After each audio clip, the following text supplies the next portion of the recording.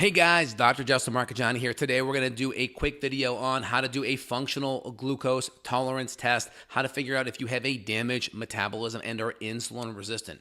So first off, hallmark is just run a fasting insulin. Are you below 10 or below 7 on a fasting insulin?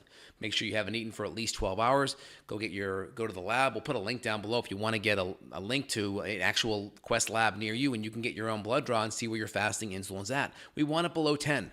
Below 7 ideally, but below 10. That gives you a pretty good idea if you're insulin resistant. Again, when you're insulin resistant, your cells become numb to insulin. That means your glucose goes higher, and then your body gets more efficient at converting that glucose to fat. Right? Your body's got three places to put glucose. It either sends it to the mitochondria and burns it up, via your mitochondria and the muscles. Number two, it stores it in the muscles or liver as glycogen, right? Liver's got 5 times less storage capacity as the muscle. And then after that, it converts it to fat. It converts it to palmitic acid and it goes to fat. And so the more insulin resistant you are, the more preferentially you're going to be converting things to fat, right? When your blood sugar is high, this enzyme called hormone sensitive lipase stays low, and you're not going to be efficient at burning fat. You're actually much more glucose efficient because your body's like this. It's like, we got a little bit of fat hanging around. We got a lot of sugar. What should we do? Should we preferentially get rid of the fat or the sugar? It's like, oh, let's get rid of the sugar. And so then it's preferentially being a sugar burner all day versus starting to burn fat. Now, fat has some benefits because it's an even burner. It's like logs on the fire. So it doesn't go up and down. It stays a lot more stable. So when you break these ketones, these free fatty acids, that glycerol backbone, and you go through de novo fatty acid, or you go through beta fatty acid oxidation, or you go through ketogenesis, or ketolipolysis, where you start breaking down the ketones, or you go through the carnitine shuttle, and we're shuttling fatty acids into the mitochondria, is a lot more stability. It's a lot more stability. It's a lot more even keel. It's like logs in the fire versus paper or twigs or gasoline in the fire. And so sugar acts like paper, twigs, and gasoline. It's up and then it's out. Fats act like logs in the fire. Now, again, the more active you are, you make ketones at more efficient rates, meaning you could be at 200 grams of carbohydrate a day and you'll still be spitting out ketones because your body's very efficient metabolically. The more insulin resistant you are, that means the lower you have to keep the carbs. So you can get a Keto Mojo. I like it because you can get this My Keto. The website is called, I'll put it up here real quick. I did it in the last video. This is going to be an abbreviated version, is mymojohealth.com. You can create your own login, right? It's mymojohealth.com. When you get the device, there's an app you download, and then you connect it here on the app. Pretty simple. And then when you test your blood sugar, it pulls it up here and it allows you to graph it. So I just did one right now. You can see this is my last reading. There it is. So it graphs it out. And so what I recommend that you do is a fasting.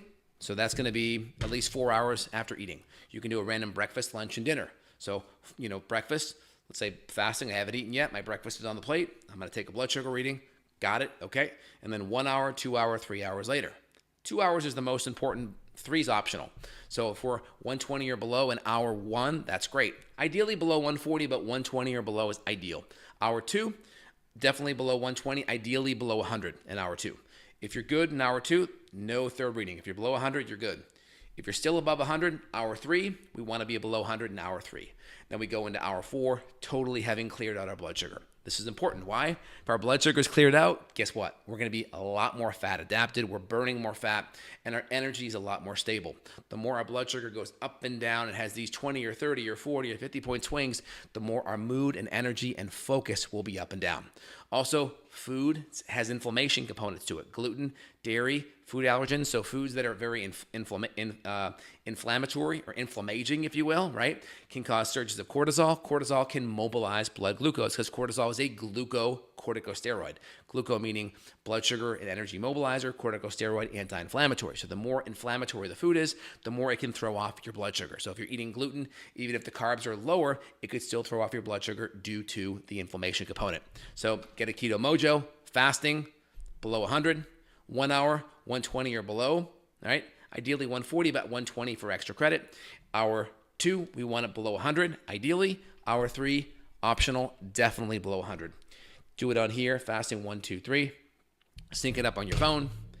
Go to the website that's on here, the mymojohealth.com, and then you can have the graph just like this, and then you can go back, you can pick your day, what day it is, and then you can do your fasting, your 1 hour, 2 hour, 3 hour, and watch it. And I did one in the last video. I think it was this date. I had one date where I did 3 in a row, and I put it in the last video so you guys can see it. And it gives you the ability to kind of look at it and see it. Here you go. So this is my fast. This is my before meal, and then 1 hour, 2 hour right there. You can see that. You can see that nice drop there right after a meal. And I added a little bit of exercise in there to get that glucose down a little bit faster. Just a simple walk. So this is an abbreviated version. We did another video we'll put a link to either here or there or in the notes here pinned, where you can see a more lengthy video. This just kind of gives you the general outline on how to perform a functional glucose tolerance test and to see how healthy your metabolism is. We'll put a link down below for the Mojo device as well as a fasting insulin blood test if you want to dive a little deeper. All right, guys, hope this helps and you enjoy it. If you want to dive in deeper on the functional medicine side, links down below if you want to reach out and schedule. Take care. Bye.